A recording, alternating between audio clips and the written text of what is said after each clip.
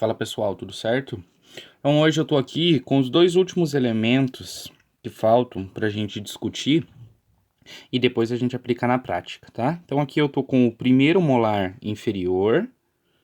Então observem, um dente bojudo, 3 cúspides pela vestibular, 2 pela lingual, tá? Ele é o maior dente que a gente tem na boca, primeiro molar inferior, ok? Esse dente vale bastante a gente se atentar aqui, ó, na curvatura, tá vendo, ó? Então lembra que eu falei para vocês que os dentes inferiores, eles são mais inclinados para a lingual? O primeiro molar em específico, ele vai ser mais, ó, tá vendo? Então bem na cervical, olha, bem convexo, tá? Tem a convergência aqui, ó, para a linha do colo depois, e tem uma inclinação bem acentuada sentido oclusal. Que isso é uma característica, então, marcante do primeiro molar inferior, além dele ser o maior dente. Então, aqui, ó, eu tenho o primeiro molar inferior e o segundo molar inferior, para vocês observarem aí a diferença, primeiro só no olho, tá?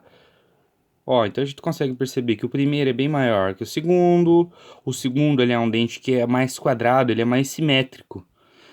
Ele não tem tanta diferença de uma cúspide maior, outra menor, tá? Então, vamos lá. Então aqui, no primeiro molar inferior, o que a gente tem? A gente tem 3 cúspides aqui pela vestibular, tá? Sendo que a mesiovestibular, ela é a maior, tá? Às vezes a cúspide do meio aqui pode se apresentar maior também. E a gente tem uma cúspide distovestibular bem pequenininha, bem reduzida, tá? Essa cúspide, ela fica assim, ó, entre a vestibular, tá? E a distal do dente.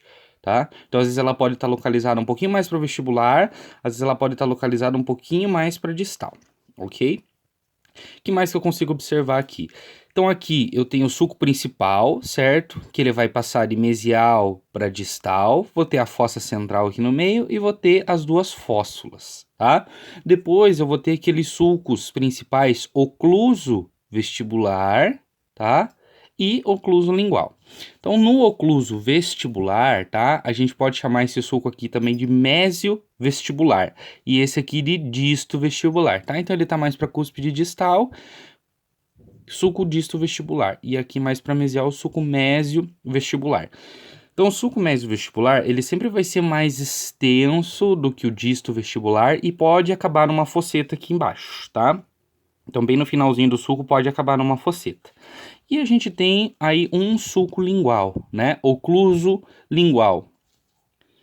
Ele é bem rasinho, ele é bem curto, então a divisão das cúspides aqui, ó, ela acaba basicamente em terço médio do dente. Beleza?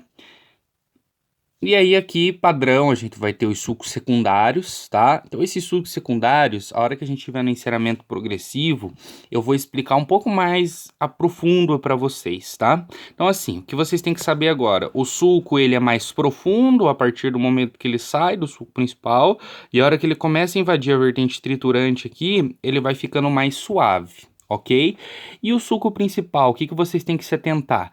O sulco principal ele não é regular, tá? Então, isso já é um fator muito importante para vocês terem na cabeça, para vocês fazerem um encerramento regressivo, ok? No progressivo, a gente vai dar alguns detalhes a mais. Mas o sulco principal, então, que sai da mesial e vai para distal, ele é um sulco irregular. Ele, né, ele não acompanha uma linha reta, ele sobe, depois ele desce, depois ele tem uma entradinha, depois começa um sulco secundário, tá? Por isso que é muito importante, a hora que a gente estiver fazendo, a gente ter o macromodelo para se basear. E agora aqui, então, segundo molar inferior, um dente mais simétrico, ó. Então ele é mais quadradinho, tá vendo, ó? Comparado com o primeiro molar inferior. Então, se a gente olhar pela oclusal deles, o primeiro molar inferior, ele é mais largo, né? De mesial para distal do que de vestibular para lingual. E o nosso segundo molar inferior, ele é basicamente a mesma distância, né? Mesial para distal e de vestibular para lingual. Então ele vai apresentar uma fossa central e 2 fóssulas, ok? E pode apresentar também uma fosseta no sulco vestibular, tá? Então aquele sulco ocluso vestibular, ele pode morrer numa fosseta. E aqui o sulco lingual, né, ocluso lingual, ele é bem suave também, ó, quase não divide as cúspides aqui, ó, tá vendo? É uma coisa bem sutil mesmo. E óbvio, lembrar que todos esses dentes aqui, né, inclusive esses dois que eu tô mostrando, posteriores, todos vão apresentar vertente triturante, vertente lisa, tá? Arestas longitudinais, arestas transversais.